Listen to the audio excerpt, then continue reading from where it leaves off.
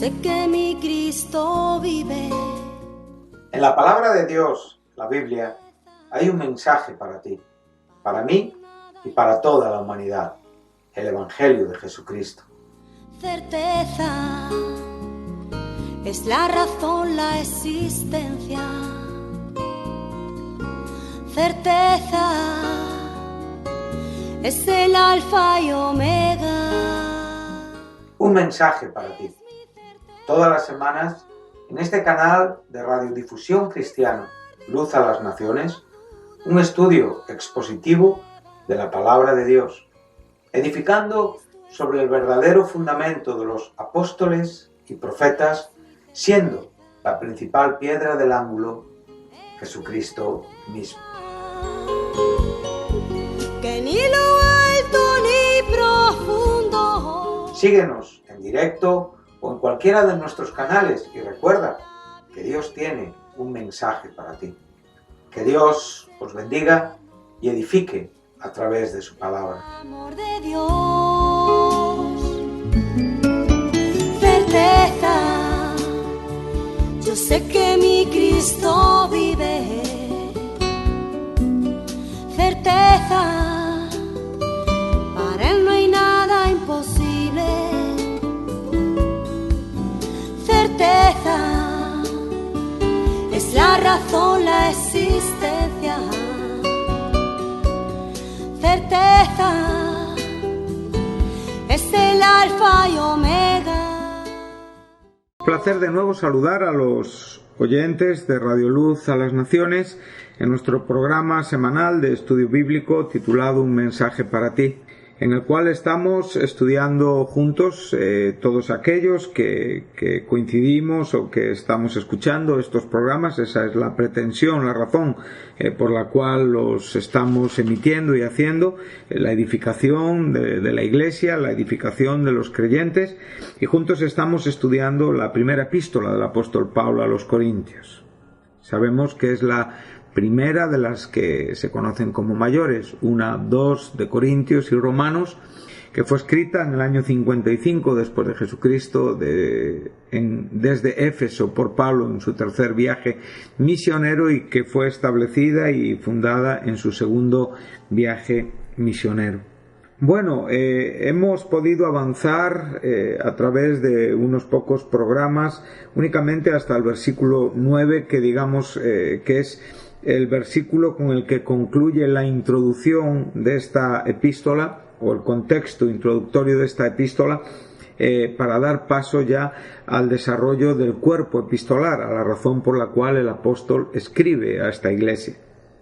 Estamos estudiando los versículos 7, 8 y 9, ya que la salutación y la acción de gracias que Pablo lleva a cabo por la iglesia y por los dones recibidos de Dios por la gracia del propio Dios en Cristo Jesús, son de una profundidad teológica maravillosa y que evidentemente nos invitan a poder desarrollarlos con cuidado, con exactitud y tratando de ser fieles al propio significado gramatical y al propio significado en la intención original del autor.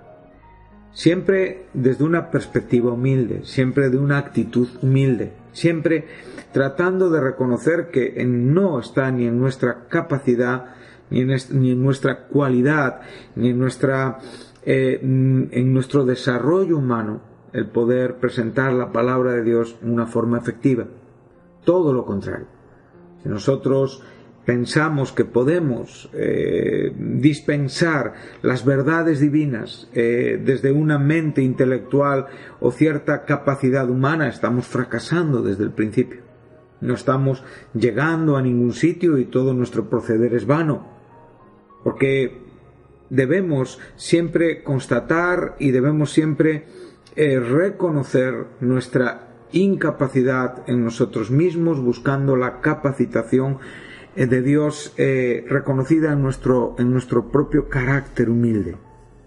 El término humilde en el Nuevo Testamento, tapinos frosine, es un término que nos habla y nos enseña acerca de un pensar como el que tuvo Cristo Jesús en su manifestación humana, cuando Él realmente deja a un lado aquello que en cierta manera por derecho tiene y no usa ninguna justificación ni nada a lo que aferrarse, y determina hacerse, llegar a ser hombre y tomar la forma de un siervo, siendo obediente hasta la muerte y a la muerte de cruz. Este es el pensamiento humilde del cual nosotros tenemos que ser revestidos y dotados interiormente para que sea manifestado exteriormente.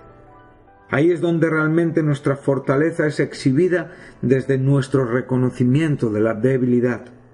Sabemos que nuestro Señor y Salvador fue crucificado en debilidad, pero fue resucitado en poder, y así nosotros hemos sido traídos de las tinieblas a la luz, hemos sido transformados de pecadores en santos por esa obra preciosa de Cristo en la cruz del Calvario, que fue entregado por nuestras transgresiones y resucitado para nuestra justificación, para que esa justicia únicamente provenga de la fe y del reconocimiento de quién Él es por la revelación que recibimos.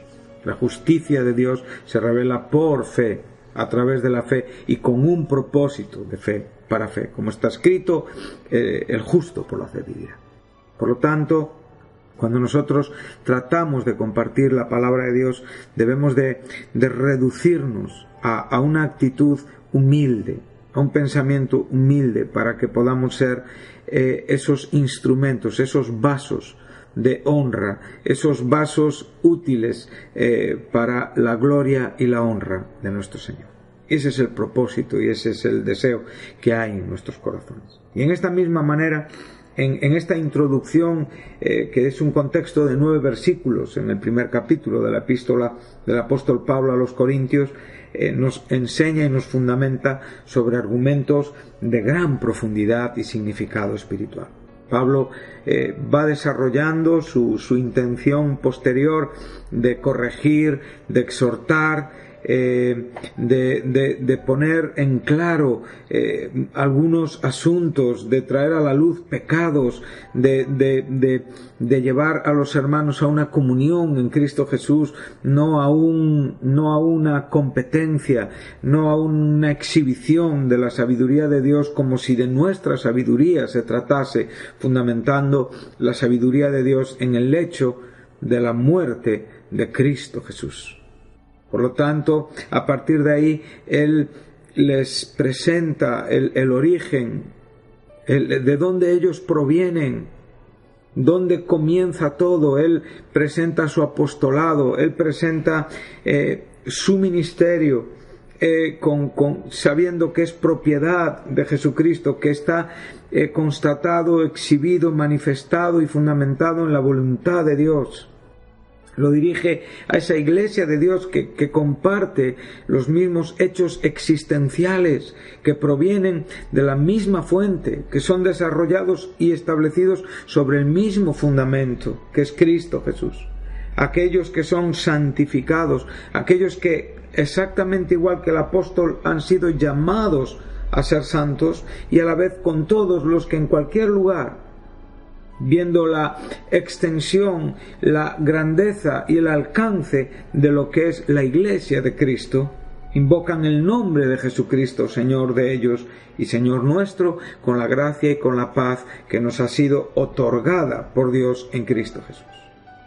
El verso 4 nos introduce al agradecimiento, no irónico como he dicho en otros programas, sino real y verdadero, y lleno de expectativas, de amor y de preocupación del pastor de esta iglesia, del apóstol de esta iglesia, a los integrantes de esta iglesia. Qué precioso es poder ver en el carácter de Pablo el carácter del Señor Jesucristo, y qué bueno es que en los pastores de las iglesias hoy podamos ver esta santa preocupación, que podamos agradecer la vida de aquellos que a veces se nos permite tener una responsabilidad pero siempre respetándoles como personas que han sido salvadas y lavadas por la misma sangre que a cualquiera de nosotros.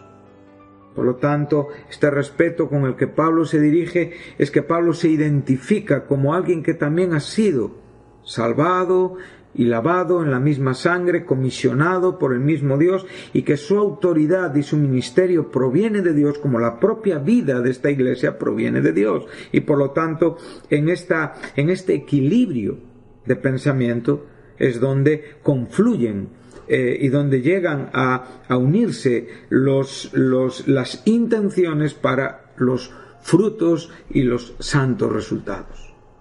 Entonces él da gracias a Dios por la gracia que han recibido en la propia salvación otorgada en Cristo Jesús, que es la gracia de Dios evidentemente se manifiesta en el Hijo, en Cristo Jesús.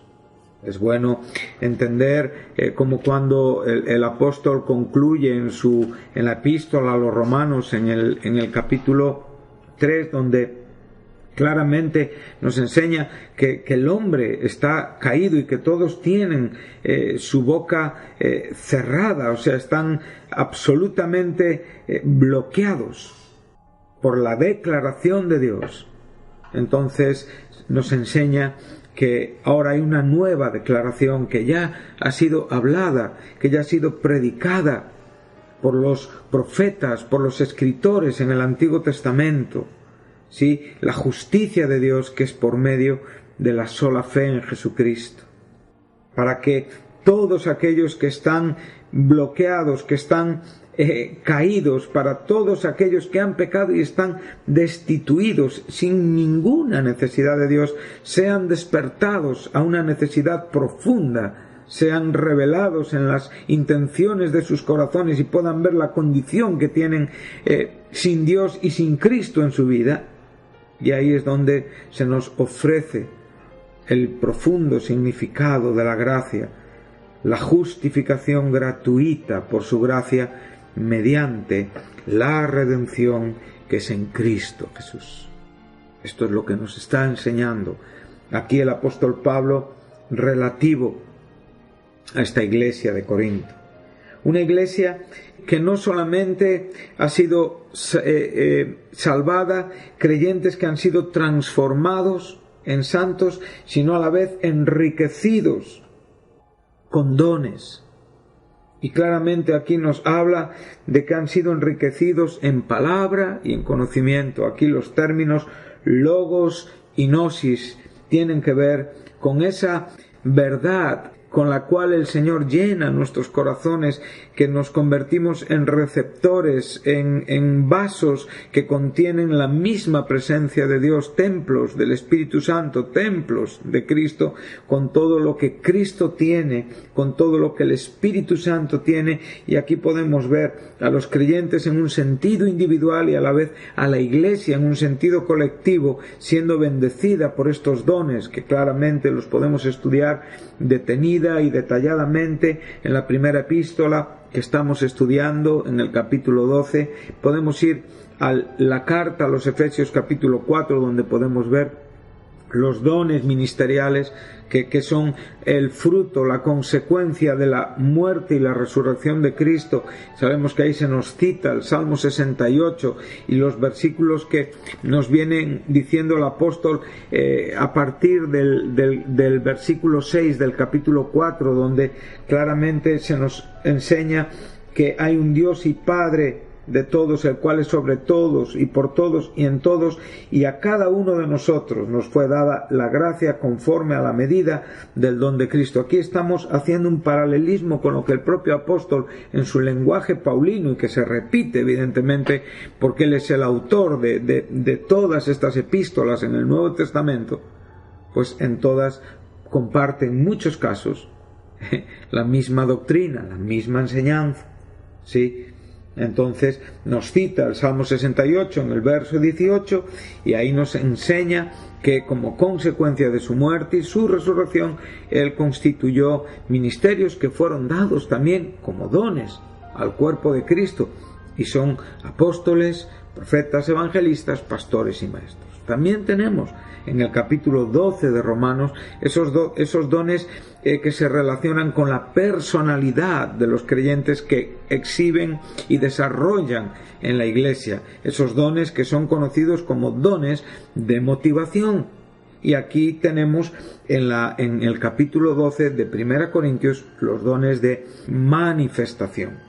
Por lo tanto, esta iglesia estaba dotada de todo lo necesario para poder desarrollarse como iglesia. Tanto a nivel colectivo como a nivel individual, los creyentes tenían los dones necesarios para poder servir a Dios en el cuerpo de Cristo.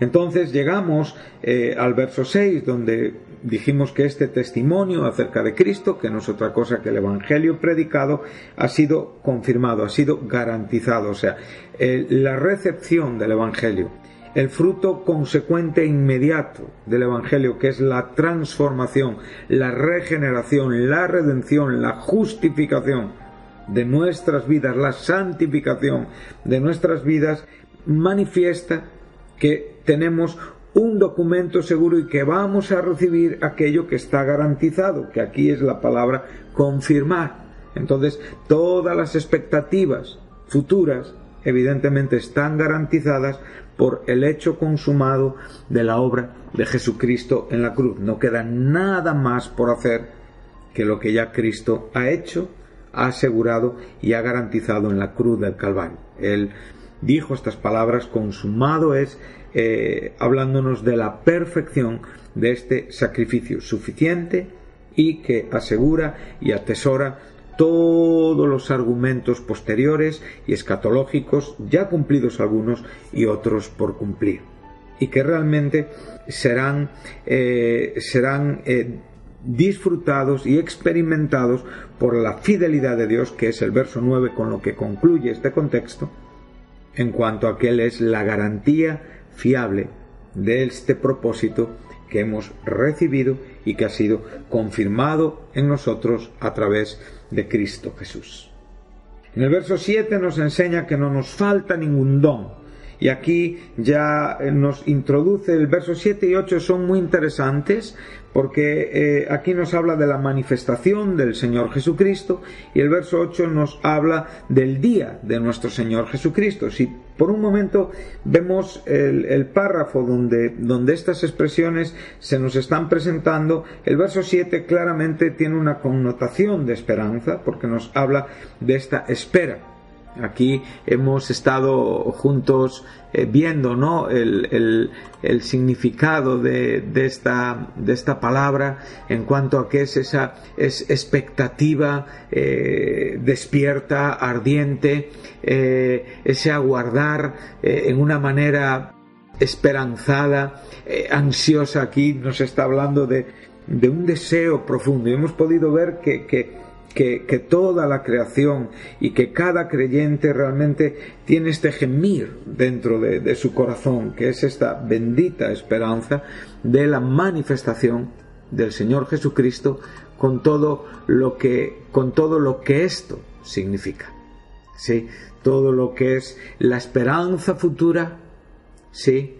Y a la vez todo lo que significa el estado y la condición en la que nosotros vamos a vivir a través de la manifestación de nuestro Señor Jesucristo, que está íntimamente relacionada con nuestra resurrección y evidentemente con nuestra condición y estado futuro. El verso 8 nos está hablando de algo similar, pero aquí ya lleva una connotación, está relacionada con juicio, porque también nos dice, en el 7 nos habla de esperanza, de expectativa, de aguardar ansiosamente, ¿sí? Pero, esta palabra apocaradoquía habla de estar de puntillas, alargando nuestro cuello, extendiéndonos hacia adelante con el propósito de ver. Pero ya en el verso 8 nos habla de la misma palabra que hemos visto en el 6, la expresión bebaios, que es confirmar. O sea, con esta garantía de que seamos irreprensibles en el día de nuestro Señor Jesucristo, lo cual aquí ya también lleva una connotación judicial. Por lo tanto, el creyente alberga esta esperanza en su corazón, el creyente tiene por la sola fe de la comunicación suficiente de Dios a través de todo lo que hemos recibido en Cristo Jesús, la expectativa de la manifestación de Cristo Jesús y la seguridad de evidentemente ser justo e irreprensible en el día del Señor. Bueno, cuando estamos hablando del día del Señor, estamos evidentemente hablando de un tiempo escatológico que muchas veces es amplio, ¿sí? En el verso 8, el día del Señor se corresponde y tiene un paralelismo con el propio día de Jehová que también encontramos o día del Señor que también encontramos en el Antiguo Testamento. A la vez, la manifestación de Jesucristo también evidentemente ocurrirá en la segunda venida de Jesucristo. Y este tiempo escatológico es un tiempo que tiene la amplitud entre la manifestación de Jesucristo, que ahí lleva una acción judicial sobre el mundo impío, sobre las huestes de Satanás, como bien nos enseña Apocalipsis 19, a partir del versículo 11, Juan ve un cielo abierto y aquí un caballo blanco, y el que lo montaba se llamaba Fiel y Verdadero, y con justicia juzga y pelea. Evidentemente vemos que esto está hablándonos de Jesucristo, pero ya no nos habla de Jesucristo en su primera venida, nos está hablando de Jesucristo en su segunda venida. Este es un paralelismo con lo que los sinópticos nos enseñan en cuanto a la manifestación del Hijo del Hombre. Marcos 13, 24 nos enseña esto mismo que estamos viendo aquí en Apocalipsis 19, 11. Nos enseña en aquellos días tocante a la venida del Hijo del Hombre, después de aquella tribulación, o sea, la segunda venida de Jesucristo será al fin de la última semana de Daniel, la semana 70, o al fin de lo que conocemos como tribulación, los últimos 7 años que esta sociedad, que este mundo donde vivimos, vivirá antes de la manifestación de Jesucristo. Y aquí nos presenta una serie de situaciones que el mundo experimentará. Los sinópticos lo comparten, Mateo 13, 24, Mateo 24, 29 y Lucas 21, 25, y también en la porción del 17, 25 nos enseña un poquitín de esto. Por lo tanto, ahora nos da una descripción, dice: sus ojos eran como llama de fuego y había en su cabeza muchas diademas, y tenía un nombre escrito que ninguno conocía sino él mismo. Aquí nos está hablando de la figura, de la expresión, de cómo Cristo será manifestado a este mundo con su cuerpo glorificado. Él vendrá en su humanidad glorificada a juzgar este mundo y a establecerse en el trono de David en Jerusalén durante el periodo milenial que es posterior a su segunda venida, siguiendo una interpretación literal de la Escritura. Sabemos que hay diferentes posturas en la historia de la Iglesia. Dice: estaba vestido de una ropa teñida en sangre y su nombre es el Verbo de Dios. Aquí claramente le identificamos como le identificó Juan, con aquel que se humanizó y que habitó entre nosotros y que evidentemente vino a morir en una cruz. Él era el Cordero de Dios que quitaba el pecado del mundo. Juan nos enseña en Juan 1.1, en el principio era el Verbo estaba con Dios y el Verbo era Dios. Este era en el principio con Dios. Por lo tanto, este Verbo, el Logos, la palabra, ahora ya no le vemos en su humanización humillante, no le vemos ya en su humanización servicial para poder morir obedientemente en la cruz, le vemos ya en su humanización glorificada. en su regreso, en su segunda venida. Y dice que viene acompañado de los ejércitos celestiales vestidos de lino finísimo, blanco y limpio, le seguían en caballos blancos. Aquí muchos intérpretes de la Escritura pueden ver lo que ya en los sinópticos se nos enseña, que Él vendrá con sus ángeles y con sus santos, con las galas de lino fino, con las ropas de la redención, con los cuerpos glorificados. Este lenguaje figurado nos lleva a esta alta expectativa maravillosa de Dios en cuanto a lo que estamos hablando en la propia carta de Pablo a los Corintios, donde habla que nosotros aguardamos ansiosamente la manifestación, porque en esa manifestación nosotros seremos glorificados, y en ese día de juicio, que ahora mismo el contexto que estamos leyendo es la segunda venida de Cristo con los juicios que vienen sobre este mundo, es la ira de Dios ya manifestada en una forma clara, que ya está siendo revelada contra el pecado desde que el hombre peca. Entonces podemos ver que en esta connotación los creyentes vendremos con el Señor. No tenemos miedo al juicio de este mundo, porque seremos presentados, hemos sido presentados delante de Dios por la obra de la cruz a través del Hijo como anéncletos, irreprensibles, inocentes, sin culpa. No hay nada de que acusarnos, porque Cristo ya sufrió el justo castigo de la ira de Dios por nuestros pecados.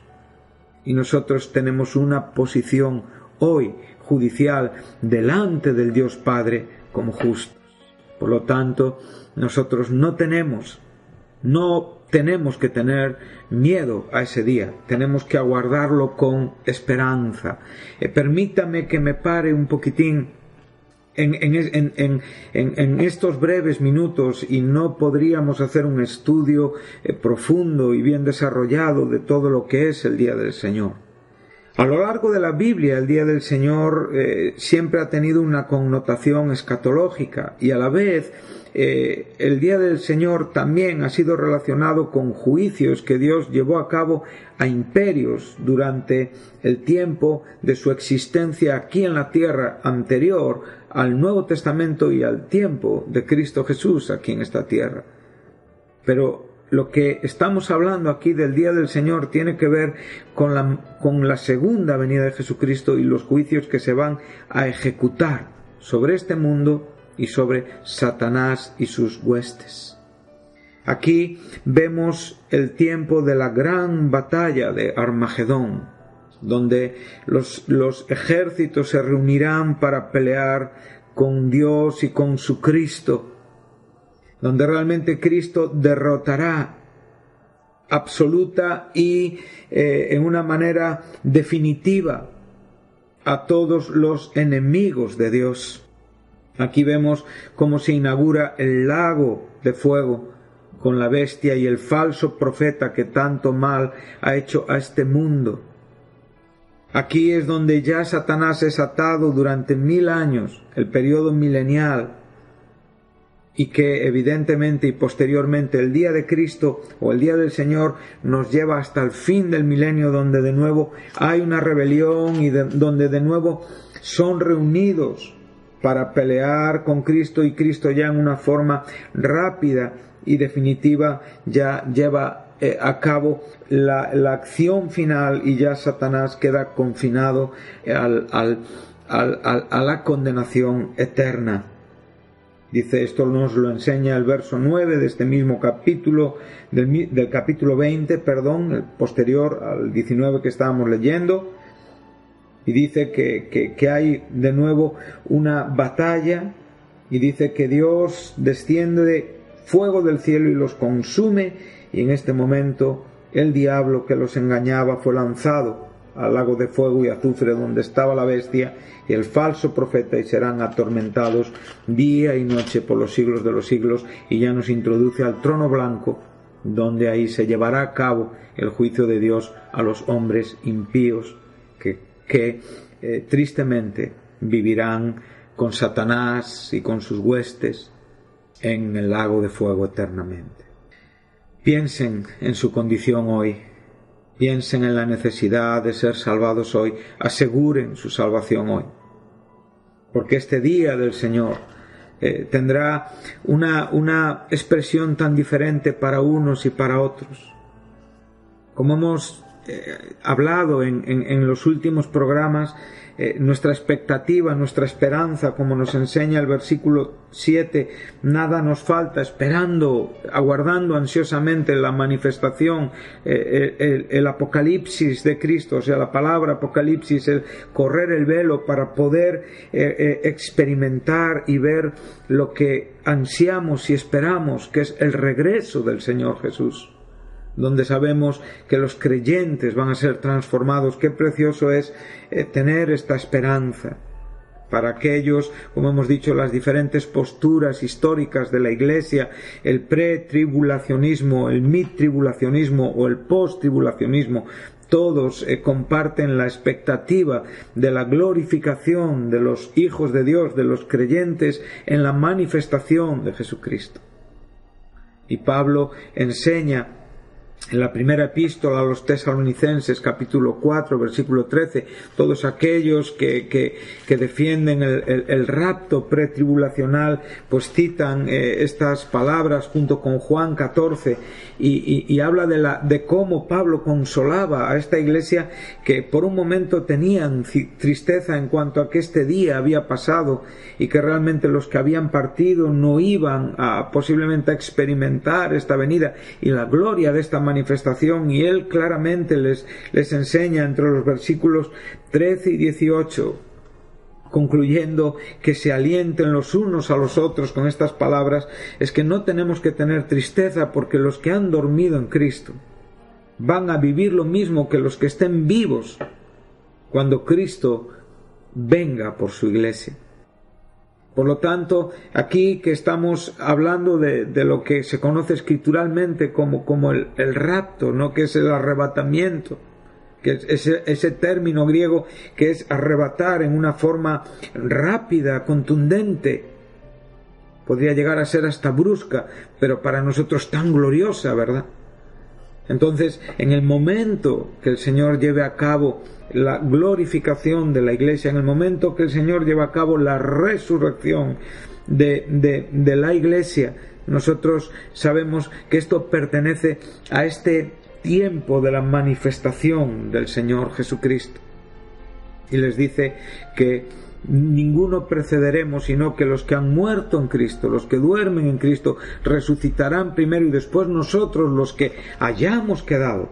Qué preciosa verdad, porque hemos creído lo mismo, que Jesús murió y resucitó, y sabemos que Cristo traerá con él a los que durmieron con él, y entonces habrá un momento glorioso, porque el Señor con voz de mando, con voz de arcángel y con trompeta de Dios descenderá del cielo, y los muertos en Cristo resucitarán primero, y luego nosotros, los que vivimos, los que hayamos quedado, seremos arrebatados juntamente con ellos en las nubes para recibir al Señor en el aire, y así estaremos siempre con el Señor. Por lo tanto, va a haber un reencuentro para todos aquellos que hemos perdido, mujeres, hijos, hermanos, para todos aquellos que han partido y que hoy sufren el vacío de la ausencia de aquellos seres amados. Va a haber un reencuentro donde nos vamos a ver todos.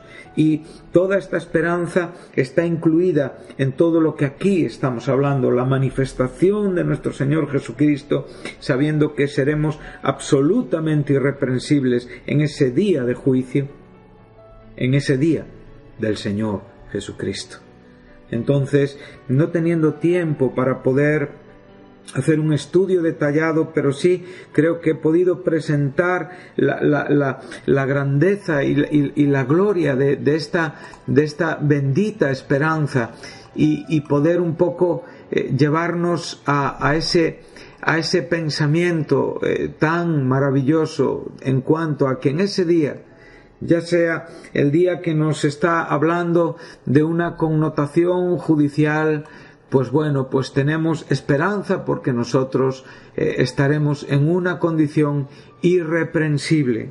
y en la misma manera teniendo la esperanza de nuestra propia transformación y reunión con nuestros hermanos que ya partieron donde la Iglesia será evidentemente glorificada, donde la Iglesia experimentará el desposorio en las bodas del Cordero, donde la Iglesia regresará a este mundo con el Señor para participar en los juicios y en la derrota de los impíos, en esa gloriosa batalla de Armagedón, donde realmente el milenio será una oportunidad y una experiencia maravillosa, y donde realmente lo que buscamos, que es el estado final de las cosas, la Iglesia vivirá en su desposorio eterno con Cristo Jesús. Bien nos dice el apóstol Juan en la primera epístola, capítulo 3, versículo 2: amados, ahora somos hijos de Dios y aún no se ha manifestado lo que hemos de ser, pero sabemos que cuando Él se manifieste, seremos semejantes a Él, porque le veremos tal y como Él es. Amados, ahora somos hijos de Dios, somos una realidad, y esta esperanza futura pertenece a nuestra realidad presente, y aún no se ha manifestado lo que hemos de ser, pero sabemos que cuando Él se manifieste, seremos semejantes a Él, porque le veremos tal como Él es. Y todo aquel que tiene esta esperanza en Él se purifica a sí mismo, así como Él es puro. Por lo tanto, queridos oyentes, quedémonos con esta esperanza para poder concluir en el próximo programa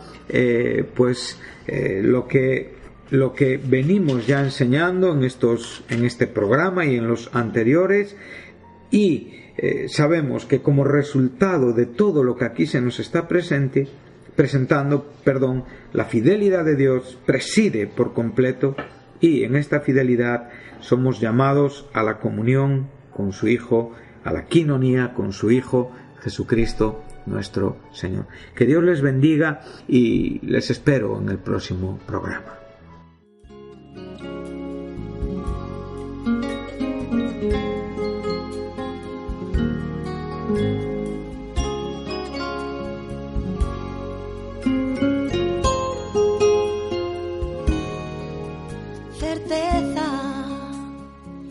Sé que mi Cristo vive. Hasta aquí nuestro programa de hoy, un mensaje para ti. Si te gustó, si estás interesado en conocer más a Dios y saber más de su palabra, llámanos. 968-117-107 es el teléfono de Radio Luz a las Naciones. Si no tienes una Biblia y quieres conseguir una, te enviaremos sin compromiso un ejemplar de la misma. Puedes descargar este programa o volver a escucharlo en la página web de Radio Luz a las Naciones, www.fmradioluz.com. Recuerda, Cristo está cerca. Todos los sábados hay un mensaje para ti. No te lo pierdas. Que ni